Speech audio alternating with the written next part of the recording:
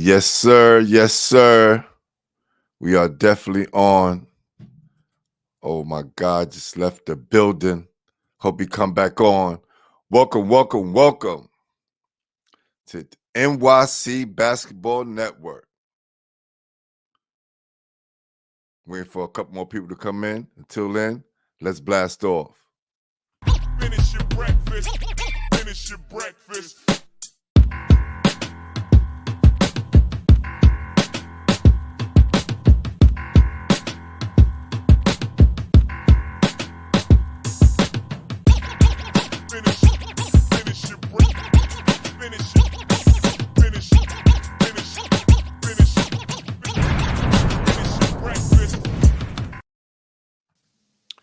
What's going on, my brother? Oh man, I can't complain. How's everything, man? Missed y'all, man. How's everything going? Man, it's been going great, man. It's been going great, man. Just moving and shaking the way I do, man. That's all. Yes, That's sir. it. Well, I just want always tell you you're doing a hell of a job. Keep up the great work. Like I said, you lead the trail of this thing, whether you want to bleed out or not.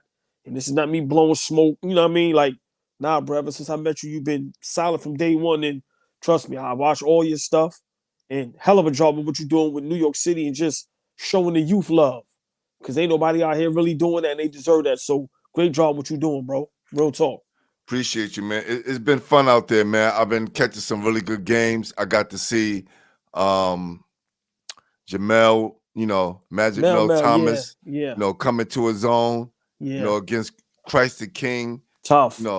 That was a big game, and it was good to be there and watch his maturation throughout the years. Yes. Man, what a great kid. And he had an awesome game, man. 34 points. He carried Cardinal Hayes on his back. Tough. And beat a very good Christ the King team. So, Big shout out to his pop. Big shout out to his pop, Scooter, man. Doing a great job, man. When he see me, he always show love. And I've seen his son grow. I've been watching his son now probably last maybe 3 years, and you see the progress. So yeah, great job over there. Man, he's doing an excellent job. Mom is always there rooting on. So it's good to see the family out, enjoying themselves. And yesterday, I got to see a great Thomas Jefferson South Shore game. Nice. Which was, man, another barn burner. The house was packed. New York City was in the house. Wow. Love it. Love it. Those situations, man, I'm just honored to be a part of, and glad, man, that I can give the young people some exposure and Yeah. Appreciate you for that. Like I said, you keep us in tune with what's going on that side of the basketball. Right. Because that's what New York. I'm not saying that's what we missing, but we need more guys like you. Right. Or we just need your platform to just continue to grow, because that's people keep forgetting that's where, for us, New York City, that's where it started from. The youth. 13, 4, a lot of them guys don't come until they 14, 15, and that junior high, that high school basketball, and the parks are just missing the family members coming to the game, rooting for their kids. That embodies what we are as New York City. So yeah, man, I love it. Great job. No doubt, and salute to you, man. You just hit the 6,000 man. mark. You know what I'm saying? Like, that's awesome, man. That's awesome, man. Me, Uncle Ice, Fabian, my other guy, Kels, we finding our niche. We realize it ain't just about posting. I don't care how many followers, subscribers, viewers. It ain't. You think you just gonna post and no. We kind of found our niche. We starting to know the algorithm and learn it a little bit.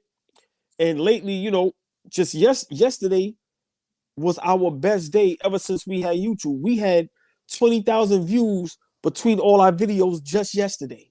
Nice. Yeah, so nice. We learning it. It's still a process, but we in it for the long haul. So appreciate guys like you that rock with us and show us love. And 6,000 subscribers and all organic, Pooh. We ain't paid for nothing. Right. We ain't cutting no corners. Right. You know what I'm saying? So a lot of sleepless nights, a lot of arguing with wifey, a lot of the kids. I mean, I see y'all tomorrow, so Yeah, man. Yeah, man. It feels good. Feels good. And it you know, it works when you got a team, right? Yeah, You know, need a team. man, listen, brother.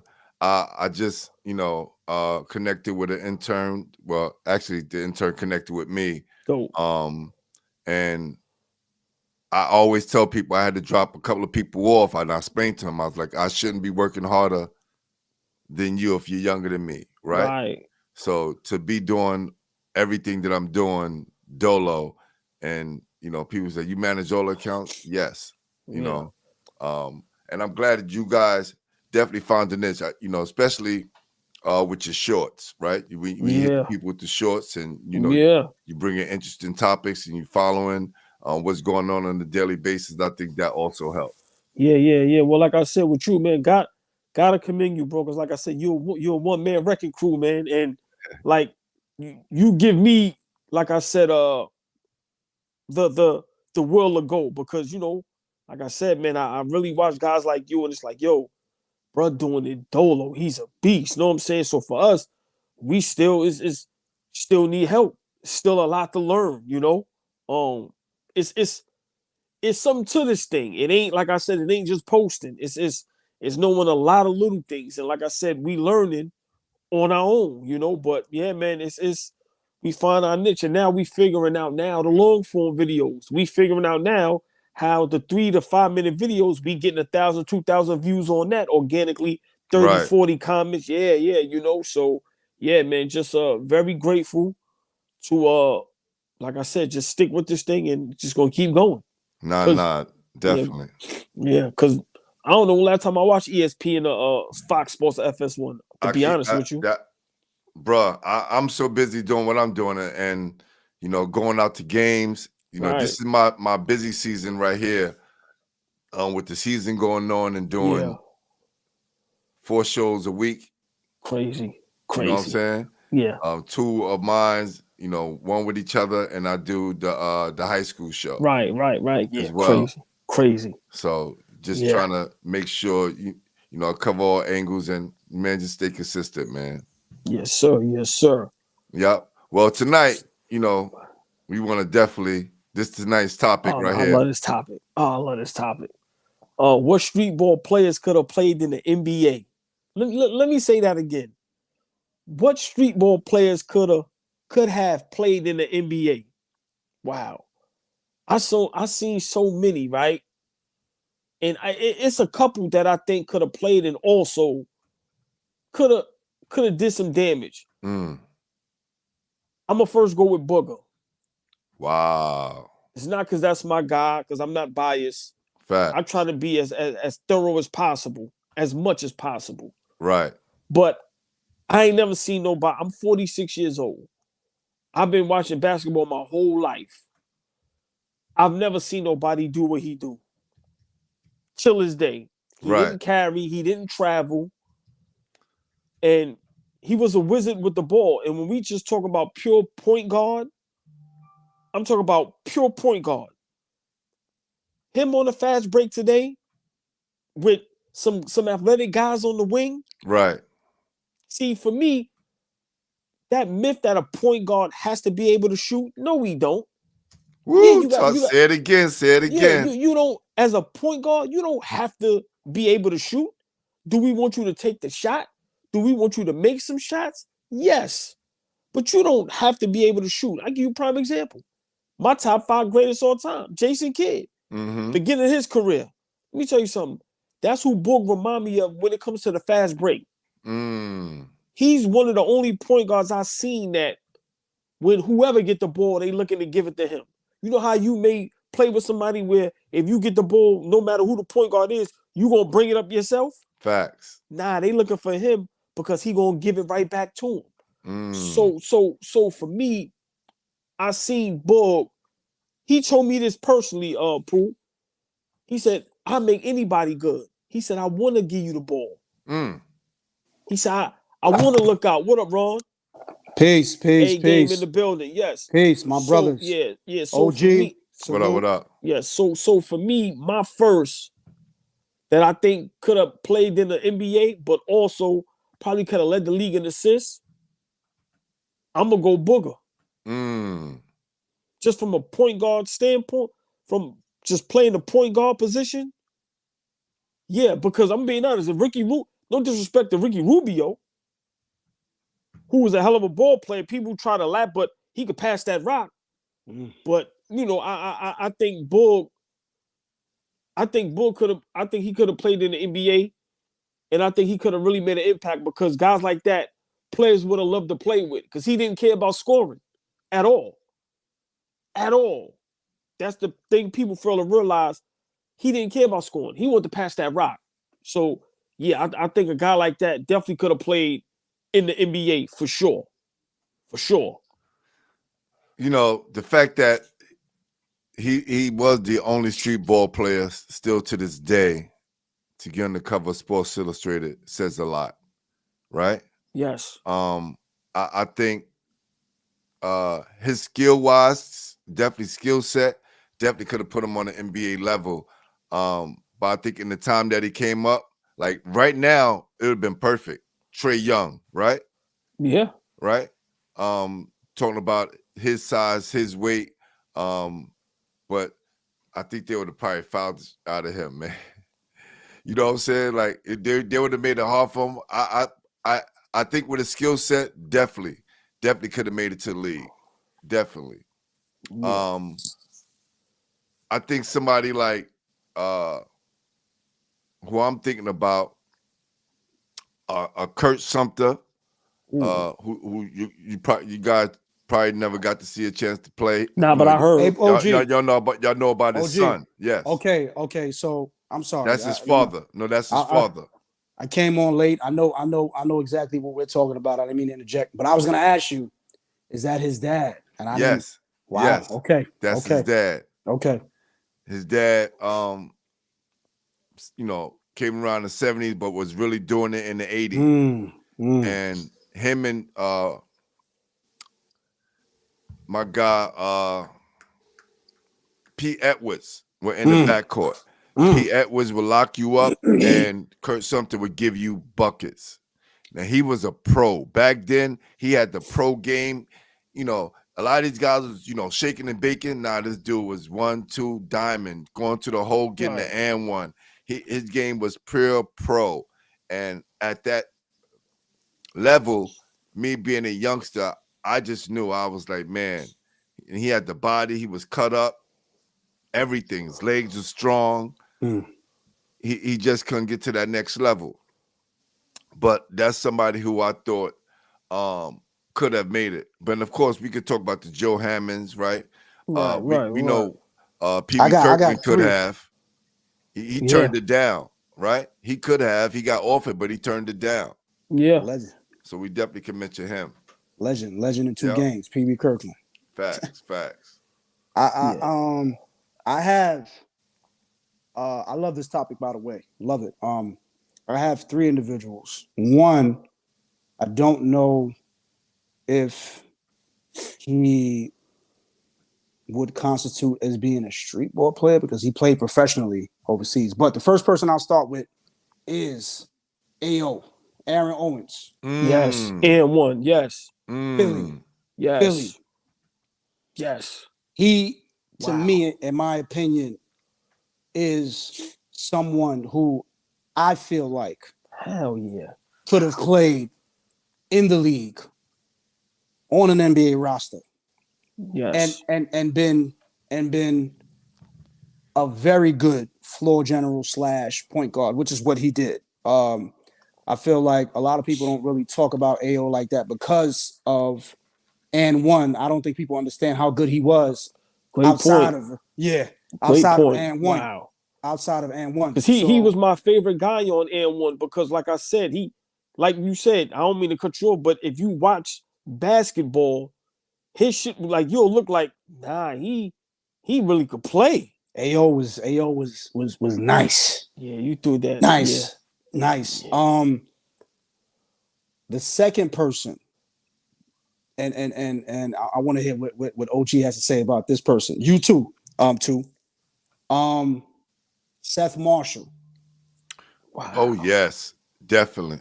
Up north. Definitely. That's my up north. That was my guy. Definitely. You know, it's crazy. Never knew his real name, but up north at Rucker was one of my favorite ball players because he gets straight to the point. Oh, he ain't playing no games with you. Coming down full speed, tough as an ox, and scored whenever he wanted to. Hold on, A game in my line. Every time he laid it up, you think he gonna dunk it, but he laying it up. Yo, like that dude was his scoring prowess was phenomenal, and he was about what 6'4", maybe. Wow, nigga said up north. Nah, you on your game today. Wow. 6'4", right? Facts.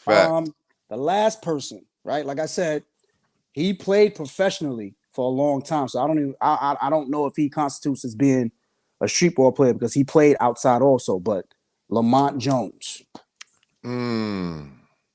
So, Charles Jones brother. Charles Jones, LJ. Yes. So you know, LJ he played professionally overseas, but also the Pro Cities, the West Forks, the Tilleries, you know, 55th. He was, you know, outside. I feel like he could have played in the NBA, you know. But I think those three individuals definitely, in my opinion, could have played professionally. Let real quick, Paul. Let me say, do y'all remember a guy named DP? Big man? Darren? Dawskin? Darren Phillip. That listen, hey, too. Bro. We grew up together. He grew up maybe two blocks down from where I grew up. But what, 6'6", 6'7"? No, he got 6'7". Listen. Darren Phillips. Yo, listen. NBA moves in the street. Yeah. Fool, look at me. He posting you up. Yes. Off the backboard. Footwork. Off that backboard. Exactly. Off footwork, that backboard. Pump fake. I said, who the fuck is this? Excuse my language. Yeah. When did he play? Around what time? Darren is, I think, one year ahead of me. I'm the class of 97. I think Darren is a class of 96. Or we might even be the same class. But he went to South Shore High School. And a lot of people don't even know. People don't know. He pretty much came on late. He was what you would call like a late bloomer. He went to South Shore and got a scholarship to Fairfield University by chance, and then carved out. I think his senior year, he led the nation in rebounding, if I'm not mistaken. Senior year at Fairfield, he might have I think he led the nation in rebounding, and then carved out, 15, 16 year career overseas. Wow. Mostly in Spain. Yo, you could tell when he played, when I watched him, because like I said, I've been watching ball forever. You could tell he played professionally somewhere. Yeah. Like a pool. He come in the park. Like I said, it's very rare at a Rucker game or whatever, Dykeman, Kingdom, whatever. It's very rare you get guys that's doing professional moves. Right. Where, like you say, he ain't over dribbling. He backing you down, taking his time in the post. Like I said, pump fake, head fake footwork. And it's like, what? Word. But let me give you another one. Because I know Pooh gonna run them off because, you know, he the OG of this. General Electric. Yeah. Yeah. Oh. Nah. Listen, bro. For sure. That's the first person I see walk in the park and pull from half. Yeah. Lefty. Bow-legged. Yeah. Lefty. Yes. Bow-legged, right? 6'6", but that his bow-legged make him look like he about 6'4". That's a fact. Scored another individual who scored like we breathe. Crazy. Phenomenal. Junie Sanders. Sanders. Sanders. Legendary. He had the body, was strong. Yes. Right? Yeah. Yep. He had to the hole. Had the height, the frame. Yes. Like you had the range. Yes. Like I said, between him and my guy cross country, Damon Daniels, those guys I seen, they was doing shit Dame Lillard was doing 20 years ago. Soon as they cross half, they pulling. Two. My senior year in high school, I watched Damian Daniels, rest in peace, Chris Sandy, Right. I watched Damian Daniels, Martin Luther King. We had Riverbank. This is the quarterfinals, and we ended up losing to Cardozo that year. And Martin Luther King lost to Newtown, which had Chris Sandy. And I've always loved Damian Daniels, his game. And man, I watched him go to work at Riverbank State Park. When I tell you he put on a clinic, I'm talking about stopping on the dime, pulling up for three, slick handle, getting to the basket, finishing. Like Damian Daniels is someone, and I hate that they don't talk about him either. I mean, At all. I don't understand why, but at all, yeah. You know, he's definitely up there. One of my favorite guards. Yes. Another one is, well, he did try out, right? Every year he would get cut. Ooh, I think I know. But I think they would connect him to the street ball scene. And he wasn't a guy that was real cut up, but he could just get the job done. Correct? And that's my guy, Franchise. I knew. Oh, yo, OG. On everything yes, I Big love. Strick. Yeah. I said OG talking about Franchise before you even Big Strick. Nice. So Come nice. on, man. Rest in peace. Rest in peace. Yes. And I love the fact that he would try out year after year after year, because now in this OG, harder parts, he really believed that he belonged in the NBA. But let me ask you a question. I'm sorry. He never got a 10-day at all. Not that I know of. Okay. Not that I know of. And OG, every year these would be training camp invites or just invites to try. Like, was that considered being invited to training camp? I think so. And then he would try out and would get cut every year. Right. Crazy. Wow. And let me explain to y'all, you know, if y'all know about the politics of basketball, you know, if you possess a certain skill set, right? If you're a scorer, right? We don't really need you to score. We have a scorer already, right? They already got dudes locked in on contracts. I didn't realize that till one of my OGs told me, Marcus Gaither, who played at Fairleigh Dickinson, when we got there, he was the leading scorer. And, you know, he played in summer camps. He was always on the summer teams, but never can make it on the team because his skill set was scoring. Mm-hmm. And the GMs and everybody would tell him, like, you know, man, if you're the defensive specialist or you was a point guard, we could use you. But since your thing is scoring, we don't have a spot in our roster for you because we already have that locked up. So that is this, you know, the sad part of a lot of our guys who probably could never jump to the next level because of they had a certain skill set, which was scoring. It was good for us and us watching them, you know, on that basketball court, which they consider the dance floor. Man, it just held a lot of guys back. Wow. You know, from entering that upper echelon, you know, area of basketball. That's why I was talking to somebody. Matter of fact, big shout out Alexander Acker. I think in 2005 he got drafted in second round to the Detroit Pistons, and I had him on the platform, and we was talking, and he was saying eventually, there's so many basketball players, they're gonna have to make new teams. Like, you're gonna have to put a team in Seattle, you're gonna have to put a team in Vegas because there's too many ball players. Right. There's too many. Right. So great point what you said back then. It should have been more teams because there's more opportunities. So yeah, like you said, the politics, guys that, you know, definitely should have made the league, whether there was going to be a superstar stick, but to say a guy like Strick, rest in peace, didn't have the skill set, come on, bro. Yeah. You know what's I think what's sad and what's unfortunate is just like what Pooh touched on.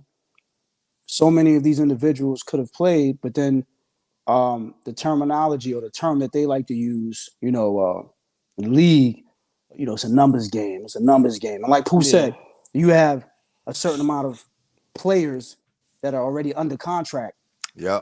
So now you talking about you bringing in 6 or 7 guys that are battling for one spot. Right.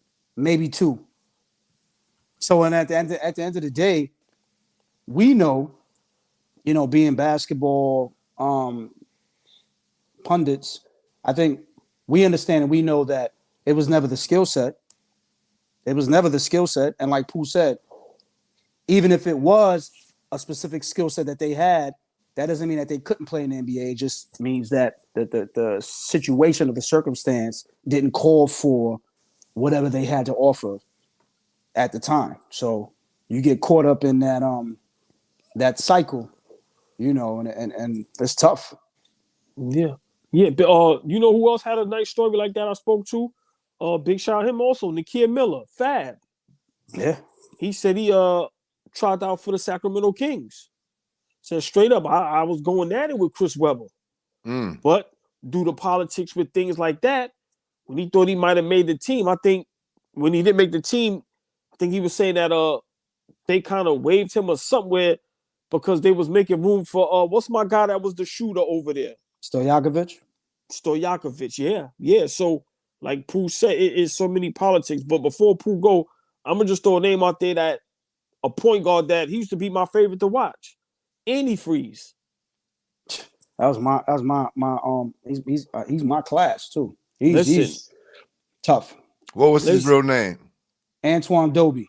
Yes. Yep, oh, Doby. Yes. Went to LIU. Facts. Went to McClancy and then went to LIU. Yeah. Tough. So like I said, a lot of these guys that played in the street, you couldn't tell me they couldn't make an NBA roster, whether it's a backup point guard, however you want to slice it. But yeah, I used to love watching Antifreeze because one thing with me, I love the game. Yeah, I love the tricks and the playing and all that, but I also love the guys that they get straight to it. Right. Get straight to it. The fundamentals, the IQ. So yeah, that was one of my favorite guys to watch also, Antifreeze. What about Homicide? Yo, that's crazy. Wow. Who we just talking about? I think when we talking about Damian, even though he played pro in Australia, right? Yeah. Yes. You know what? I feel like during the time that he was, well, first things first, get well. Yes. Right. Yes. Get well. Definitely prayers up for prayers up. We praying for you, continuing to pray for you. Corey Homicide Williams, get well. Yes. I don't know. I feel like with the type of player that he was, they probably would have tried to, like Pooh just said, they probably would have tried to put him in a box and then say, well, you're a scoring guard, you're not a prototypical point guard, and we're not really. I mean, it's just it gets so political that it's just like there's so many guys, but I definitely think Homicide could have played in the league, man. I definitely think he could have played in the league. Yeah, damn, Pooh, that was a good one. Because I watched him go crazy all over the world, one-on-one, killing everybody. Yeah. But wow. But damn, that's a good one, Pooh. You think he could have made it? Pooh, think about this. What he had to offer, Right. I think anybody who is MVP in a pro league could have played, right? In the NBA. But hold on, Pooh, let me ask you a question. I always like to play devil's advocate because I love to hear your opinions. Remember, he might have been undersized as a 2 guard. Definitely would have been. Right, but did he have the skill set to play the point? I think back in that era, like now the combo guard thing, like his game is perfect for today. Yo, too.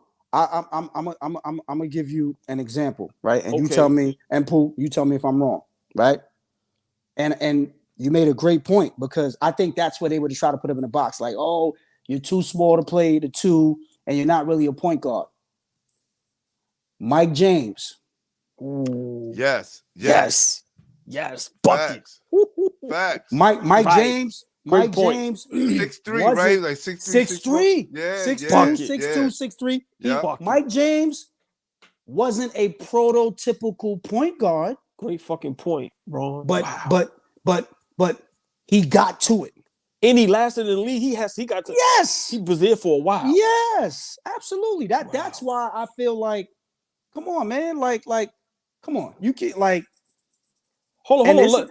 No. I'm sorry to cut you off. Let's take it a step further. You think it was a New York thing? Listen. When we talk about New York City greats and the NBA, I always think there's a conspiracy. Yo, Pooh. I always think they shortchange our guards. Pooh, always. Let me ask you a question, Pooh, and maybe this could be a topic, right? I want to ask you a question, and I want your honest opinion. To you also, right? And I was thinking about this today. Would you say that we have New York City, that we have, and Pooh, I mentioned this to you before, that we've had some of the greatest guards to ever play the game. Period. Without question. If we make a list of all of the best guards, and when I say best, I mean from top to bottom. And we go and we say, Chicago, give me your list. Cali, give me your list. Detroit, give me your list. I feel like, this is just my humble opinion, I feel like we would come out on top as far as having the best point guards, having produced the best point guards to ever play the game. I agree. It's for me. See, why I ask that is because look how many New York guards that we can name that played in the street that we seen that we know for a fact could have and should have made an NBA roster. Right. When we see, like, prime example, look who the NBA, the guy from overseas, Dante Exum. Remember him? Right. Right. Now, but too, you know what that is too. That's that. No, come on. No, I know, but I'm just saying. Right. You know, back then. Now I'm thinking about it. That's why I'm asking y'all. Like, when we name these guys and they don't get a shot, right? Right. Is that once again the stigma of New York City? I believe so. That y'all think we troublemakers? Y'all heard what Sebastian was saying. Yo, I go to some teams and I'm too flashy. Right. They hold that against me. So I gotta dumb it down. So it's like, are y'all really thinking because we may come and go get the whip and we get the jewelry and the bubble? So this is why y'all may not. Two. To your point, Lamont Jones, I speak to him regularly, like messaging, and we speak, and it's so crazy because I know he's never gonna do the social media thing, like get on. Right. We'll be talking for hours, and I'll be asking him all types of questions.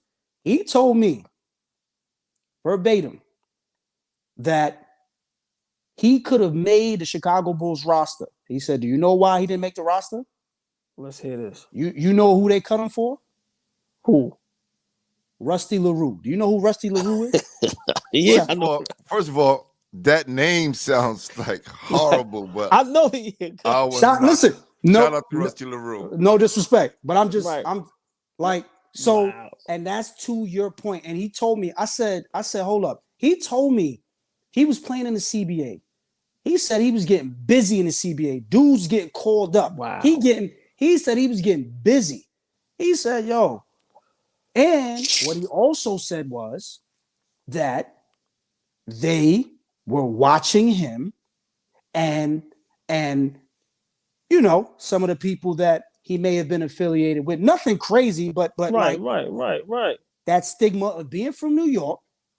Wow. Right? Yeah. Playing in West Florida, playing. You got your peoples and so I believe it, man. I believe it. Pooh, your thoughts, because like I said, you've seen more basketball than us. And what do you think it was for like a lot of these street ball legends to not even get an opportunity, like you said, God rest his soul, like a strict where at least, you know, he was getting called up and getting invited. Like some of these guys wasn't even getting invited to the teams, like to the tryouts or whatever it is. They didn't want to open up the floodgates. It's the same reason why they came up with the Prop 48 and the SAT test. Right. They didn't want to open up the floodgates. Now No kid in America have to take the SAT test. Every kid in America gets paid. They made it so hard for the black athlete. They made sure we didn't get any extra money. They made sure we got just enough to be, slaves for them on the court and do our job and made it hard for us to make it to the next level. Now, they're having kids play AAU games, 6 games a day, 1 day of practice. And I posted on my TikTok. I'm gonna put on my YouTube tomorrow. Coach from UConn, the ladies coach, Ariema, yes. He was talking about this is how the European players are becoming better than us, right? Because what they're doing for the American players, they're kind of wearing us out early. And this is why a lot of our guys is injury prone, because we're playing so much basketball at a short period of time that we can't really, perform the way we can for a long period of time, the longevity part. So all these obstacles was put forth for the New York City Guard. Trust me, that Prop 48 and all those things was stopping the floodgates of kids that was coming out of New York City, because during the 80s, it was so many, then they just let the floodgates open. And in the 90s, it was just crazy. But if you didn't have that SAT exam or those scores, you had to go to junior college route, and they made it kind of harder for you. And I think it all stemmed from the ball players in New York City. Then it spread across America. But you know, whatever narrative that they was spinning, and they still trying to spin it, and I really think that was to keep New Yorkers out for whatever reason, that we couldn't shoot. So now that's a reason to not put a guard on the team because he can't shoot. But what if I can average 13 assists? What if I can? That Lever couldn't shoot. You get what I'm saying? A whole bunch of people that couldn't shoot. I was just getting ready to say that. I mean, how many guards? How many guards? And this is not to discredit any of those guards, right? But they were solid. They were good guards, but they weren't great shooters. Why is that stigma? Oh, all they do is handle the ball. All they do is, but they can't really shoot. That's nonsense. But I think it's from. Remember, Sebastian opened up Pandora's box a little bit, and if you notice, ever since his interviews, it's been a little quiet because remember he's saying things people don't want to hear. Remember, they don't like New York City. They throw us under the bus every chance they get. So I'm just guessing, what if they was really saying we can't have all these New Yorkers here? You never know, man. You get what I'm saying? Because because like I said, who said? There's no way in the world some of these guys is not even getting opportunities. All right, you don't make the team, I get it. But you telling me I ain't never get the tryout? Nah. And it seemed like all the clean cut dudes. I know where I'm going. No, say it. That's true. It seemed like all the clean cut dudes with maybe 2-parent homes and talk a certain way, they all made it, but it seemed like the guys that had it a little rough. Well, you have to remember, right? They want to,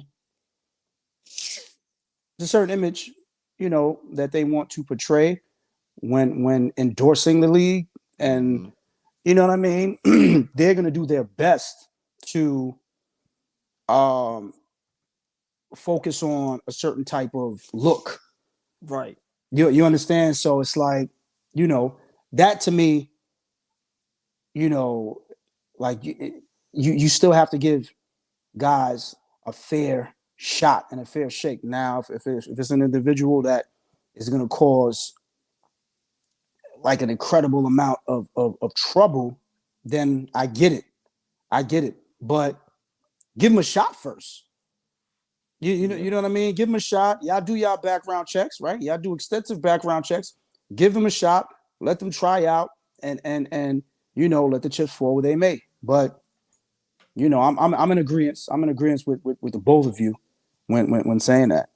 But I think that came along in the ABA when a lot of those guys, the quote unquote ruffians who was part of the ABA, who got caught up in the drug scandals, maybe did some crime, carrying guns, and all of those things that was going on in the NBA.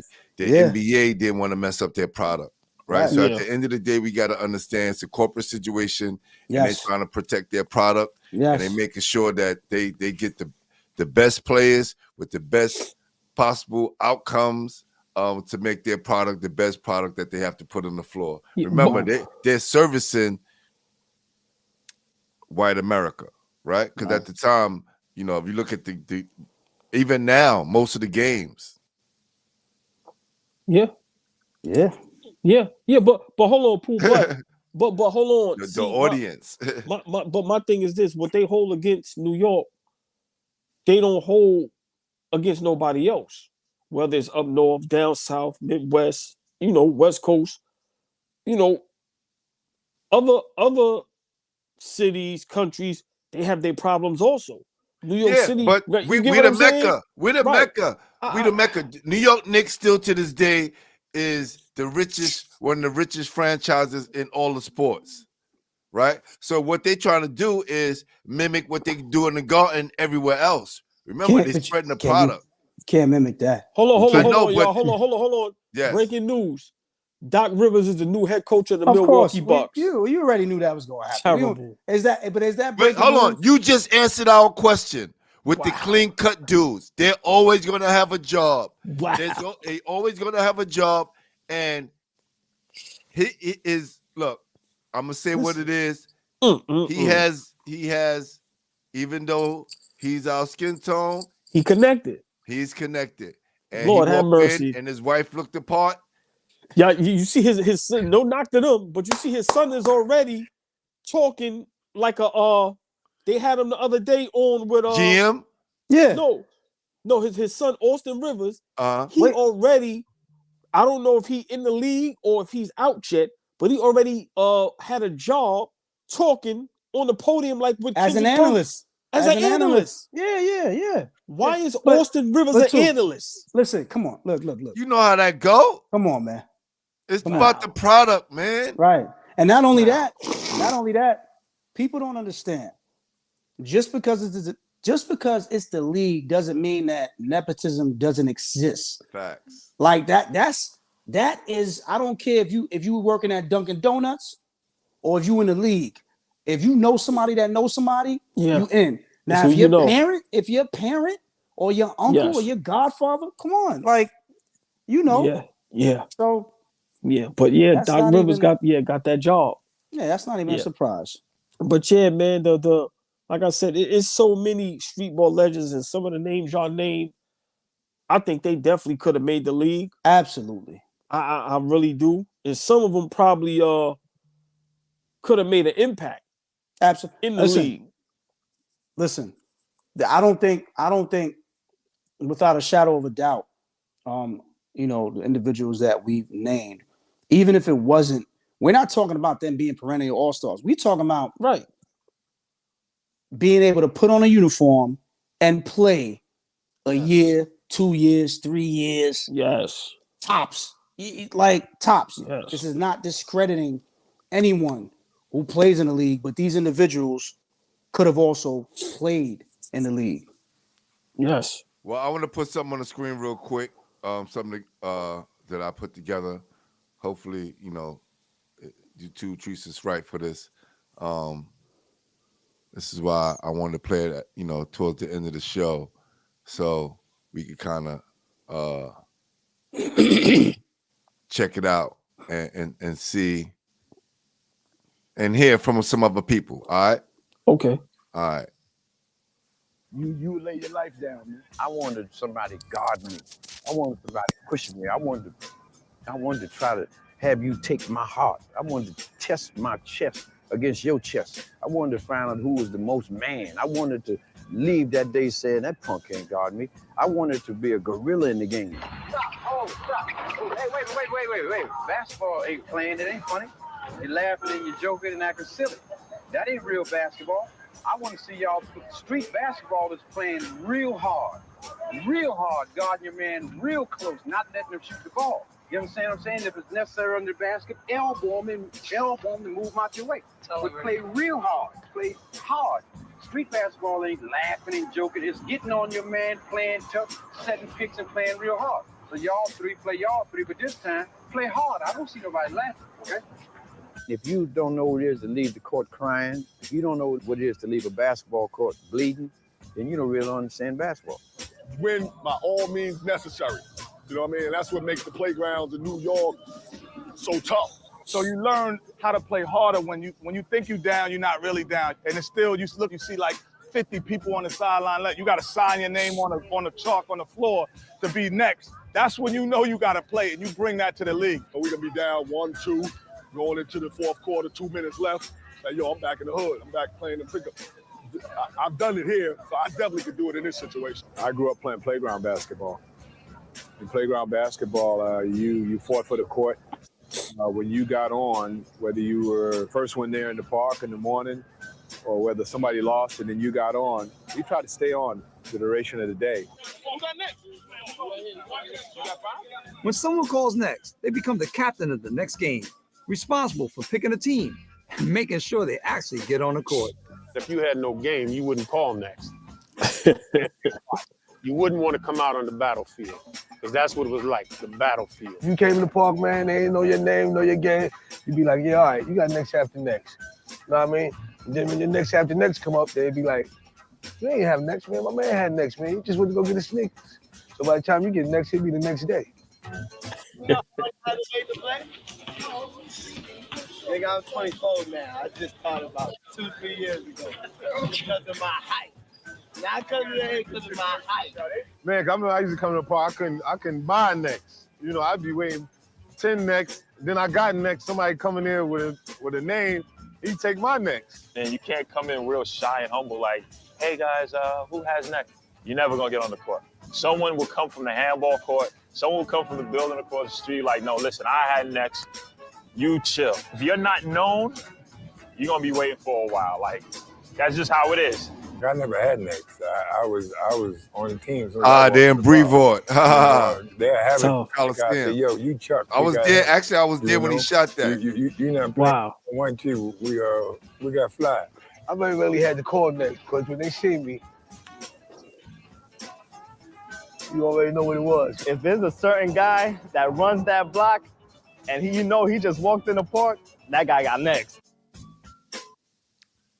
That was awesome, man. Yeah, that was awesome. That's New York City at its finest, man. And that's you had to really be outside and to love the game to understand what they talking about. Because I went through that. Like you said, no matter what age you was, listen, when you young, the older dudes just playing, your ball get on the court by mistake while you dribbling, they kicking it over the fence. Remember, you ain't playing until all the other guys is playing. So listen. Right. That right there resonated with me like crazy. I forgot that piece because I was just coming from my crib in Jersey to come pick up my nieces. And I was taking them to the store to get something, and I seen Barbito. And I seen Fly Williams. I'm like, what you doing in here? He's like, yo, we shooting this documentary called In the Park. I was like, word? I was like, oh, man, this is dope. That was my first time, actually, meeting Fly Williams. The first time I ever saw Fly Williams, his nephew got jumped at Lincoln. His nephew used to play football at Lincoln, and he got jumped. And Fly Williams came up there with that thing and was letting everybody know, don't touch his nephew. Right. And everybody was just like, yo, that's Fly Williams. That's Fly Williams. And I was like, wow, this is what everybody been talking about, but I've never seen him before. That was only my second time seeing him, and then my first time meeting him. Wow. Yeah, that was tough right there. That was tough. Yeah. No doubt, man. So, yo, man, look, I think we covered our dream players that we thought could have made it to the NBA and played. And like Ron said, 1 year, 2 year, even just to put on the uniform and be inside the locker room, just to have that under their belt, saying that they played in the NBA, was a great thing. You know, guys always ask me, like, you know, with your height and your skill set, I was like, yeah, my skill set was set for now, right? My skill set was set for now. My defense, I probably could have done something on the defensive end, but it was so many great ball players. I wasn't stopping Mike. I wasn't stopping those great guards, Mitch Richmond and all those guys. Right. They would have tore me alive, you know. But I always say, man, it's not your height, man. You know, you got guys like Earl Boykins, Muggsy exactly, Bogues, who made it to lead and had extensive years of playing. So yes, yeah. Well, listen, man, great episode, man. You know, another one down. Yes, sir, man. Like I said, every Tuesday, 8, 9-ish, New York City Basketball Network TV. Listen, man, A Game, the OG Pool, All Things Hoop, All We Live Flee. Listen, man, great night, fellas. Great talking with y'all all the time. Always. Listen. Yo, too, you're going to have to give me a rundown on that algorithm, man, because you know what I'm saying? Like, I really want to get to understand that. Well, my guy Fabian, he's the genius behind all that. Got you. I'll tell you straight up. So what I'll do is tomorrow I'll text you and see what time we could 3-way and Ron, whoever, like I said. And I'm good at work tomorrow because my kids are taking tests, so I'm just usually in my office just chilling. Well, when I get off work about 12:30, when I get in the crib, get settled in, I'll text, see what's up, and then like I said, I'll make the connection because like I said, he's the genius behind all that. No doubt. Literally, yeah. So not a problem. Not a problem. Brothers. Yo, man. Y'all have a great night. Peace. Yes, sir. Yes. Y'all know how we do. Yes, sir. I think we should end it how we came in. Finish your breakfast. Finish your breakfast.